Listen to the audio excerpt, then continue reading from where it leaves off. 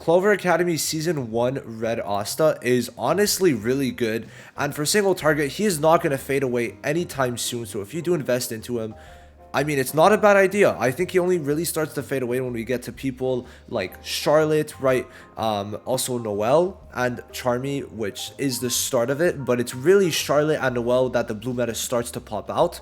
Especially Charlotte, since she has a passive where if it's a full blue team, she applies silence on the enemy. So definitely at that point, Asta's kind of dead. But that's at like Season 4. So he's still got a lot of time alive. Investing into him is not a bad idea. And single target damage is insane. And he has the high speed of a DPS max dupe. So let's talk about him. Let's get into the skills. And now I've added upgrade priority, which I did not before. So that is something that I'm like, wait, why did I not do this? So anyway, Asta is a full attack unit that is going to be doing single target damage. His skill, or his special skill, is going to be giving him an extra turn if he attacks someone over 80%. Okay, so you want to make sure to like kind of look at that HP bar and like tell yourself, is that over HP 80%? And then if it is, then you attack that person. And against bosses, on this ult, he's doing an extra 30% damage dealt, which is very strong because like his single target damage is already very high. So against bosses, he's going to be cooking, okay? Then on his skill 2, he's going to be increasing his attack for that skill alone by 52 or 55% level 2. So if it doesn't say for 2 turns, it means it's just that skill, just that attack, right? Now he also has a chance to increase his mobility by 80%. For 30%, which is very strong too. Then his skill 1 is going to be giving him a chance at an extra attack by 70% attack if there's a buff present, and every time you use this skill 1, you're going to be getting 2% increased damage dealt up to 10%. Now, in terms of the order, it also, by the way, his combo does remove barrier, which is a very strong thing to have, especially when Season 2 Noelle's coming out. So just a reminder. Now, his ult is probably the best to upgrade just because it's the ultimate. You want it to do the most damage, but this skill 2 does a lot of damage too because of the increased attack. It's almost comparable to the ultimate, but then the ultimate max level gets 80% extra, where this is only 40. So you know, ult kind of does trump, but this is a very good skill to upgrade to. The skill 1, I mean, you can, in terms, it's really just ult, skill 2, then skill 1, but there's not really something that like makes it more important than the other. But obviously, if you want to go in order, definitely from ult to skill 1 in that order. Combo, I'd say also you can. 10% per upgrade 2 is very strong, and it brings up to what? 115, and this max is 120. So if you're like planning on using this combo, you might want to go like ult to combo then skill 1, where you could combo him with someone like Mars. Mars uses his stun combo, right? And then you also get rid of the barrier. That to me is a pretty nice thing to actually do. And yeah, now as for his passives, now his LR passive is basically going to give him up to 12% attack, 4% at the start of each turn. It is pretty weak at the first turn, but then by the third turn, 12% attack is nothing to scoff at. I don't really get why they didn't just be like, well, here's 12%. I guess maybe it would have been like too strong to give it out the get-go with the ult. That would have also given him the extra turn. So I kind of get that, but what to consider is that on your first turn, you're technically getting 8% because you get the extra turn and then you get this, right? So like that is technically 8%, right? So that is to note. Then the passive is going to be giving 12% attack for 2 turns at the start of a wave. So in PvE, it's going to basically be 3 times you could reset this because for every wave. But then at max dupe, what he's going to be getting is going to be basically you have 1 turn status ailment immunity block. So sorry, status ailment immunity. So you're going to be blocking stuns for 1 turn, and also you're going to be getting 6 extra speed, 3 per dupe. So getting a max dupe is honestly out of the 3 the best one, and I do recommend it if you like Asta, have fun with the Asta already, and if you like if you're not planning on like duping Noelle, for example, because 109 speed is the high speed in the game for a DPS. Even still on JP 6 months later, there are 4 other DPSs who have gotten 109 speed within the 6 months, and 4 of the 5, including Asta, are from max dupe, and only Fauna is without any dupes at 109 speed. So it's very strong. The highest speed besides that is Summer Noelle at 106, but getting to 109 speed is very good, and duping him is not a bad idea. Out of the 3 seasonals, he is the best to dupe as of right now. So let's talk about skill pages. So obviously his best in slot is the skill page that he has because it's giving crit damage, and what it does apply is basically an increased chance of mobility by 10%, which is very strong, plus the increased attack level. So his skill page definitely is the best. We take the crit damage, and don't really feed in the dupes unless you're a mega whale, because you want to have multiple of these, especially for when raid comes around and when things like advanced battle comes out where you need 3 teams. It's going to be worth to have multiple of these, especially even on one team. You could have multiple people who would need the increased crit damage if you have like 2 DPS.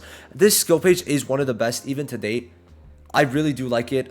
They've never really made another one that's just like applies crit damage, right? So very good. Now Lich is also just insane for him because it gives attack, knock, increased damage plus the increased crit rate. And since he has only attack, it's very good for that. Plus crit rate, obviously everyone can use crit rate. Then you have the 2 basic all attack ones right here, which, you know, you can't ever go wrong with those. Then you have the increased damage one, which might be better for Asta specifically since he has no magic attack than the 2 all attack ones.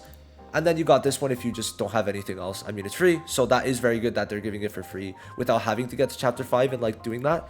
And then you got this, which is basically this but rare. So if you have it, all attack increase works the same, doesn't really have any differences.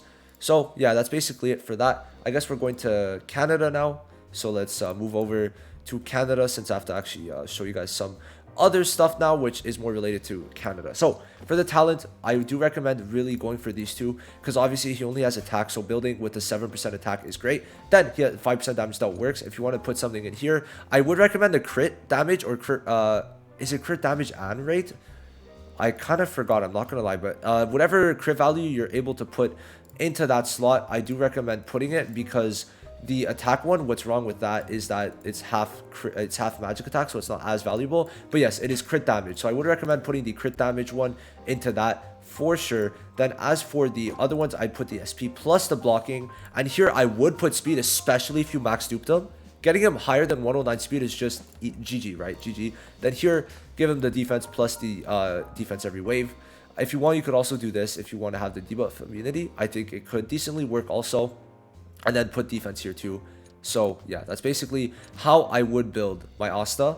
Now, if I also, just to say, you could also put crit resistance here in a way because of the fact that he is going to be type disadvantage usually. So you want to kind of lower the chance of you getting crit, right? So yeah. Now for gear, his best like stats, main stats are attack. You want to go full attacks for the main stats because obviously he's only built with attack. Besides that, the main sets you're going to be using is attack, speed, and then usually crit damage. Now if you're not using crit damage, you could use crit rate or pen. I'd say like these 3 are the best ones. You want to build them full attack, so like these 5 sets are the ones you're usually going to be running. Obviously the non-upgraded versions work too for now, but those are the 5 main ones. If you feel like he's not tanking enough, maybe put a bit of defense on him, because obviously you still have the main sets, you still have like the main stats that are going to be attack, so it should be chill. Now for the sub stats, what I would recommend putting is going to be attack percent as the main one. You could have some flat attack if you're putting attack percent with that. The crit values and crit resistance, obviously, because he's going to be type disadvantage a lot of the time, so you don't want to get crit. So those are the main ones that I would put on him, and like try to get. I mean, I think like for him, Asta, if you're including all of the different places you get crit damage, including the skill page, right? Try to get to like 70, 80 minimum crit damage, like for the max build, obviously like late game, including like accessories and all that. So that's like how I get to a minimum 80% crit damage, obviously with a decent crit rate ratio too. So yeah, this is my my Canada account. I have a better gear on my KR, but obviously I haven't played my Canada, the global soft launch in a while. So, you know. Now, obviously you guys have already probably seen the very fun team that you could build with Red Asta. Where, well, there's this team, first of all. This team works well. You have all 3 season 1 units. It does work because double DPS to where Mimosa is going to either res them or she's going to die, and then there's going to be 2 DPSs attacking them. So, yeah. Anyway, the team that I wanted to try out, or I guess show you guys, is, if I could, all right, so it's gonna be Asta, Charlotte, and I would say probably Finral would be better for this, and then you could put Sally, what like an attack buffer. So Sally does work because she gives all attack and crit damage on the ult. So this would be the team. Then Charlotte would apply the marks, And every time Asta kills someone with a mark, or anytime anyone kills someone with a mark debuff, you get an extra turn. Asta already gets an extra turn on his ult if he's attacking someone over 80% HP, so he could get multiple extra turns. And since he's single target, the mark effect works very well with him. Inferno is going to be giving him the extra crit rate, increasing his speed, and then also increasing attack on skill 2. And Sally is going to be increasing all attack, crit damage. Since he's a red unit, she increases the crit damage, right? So here, crit rate, magic attack, and then here, all attack and crit damage. So it is very strong, right? Now, obviously, you could put Voltos here if you want to go for the super speed, but it's going to really depend if there's a Mars or not, if the defense reduction does land or not. So that is definitely something to consider. William's definitely his best partner, because William increases attack by 84%. Asta only has attack. William increasing it by that much for Asta is just mega busted. So yeah, Asta, great unit, stays good till like season 4. He's good at least. He's relevant for 3 seasons, which is actually quite impressive. So yeah, that's basically it. I'll see you guys in the next video. Peace.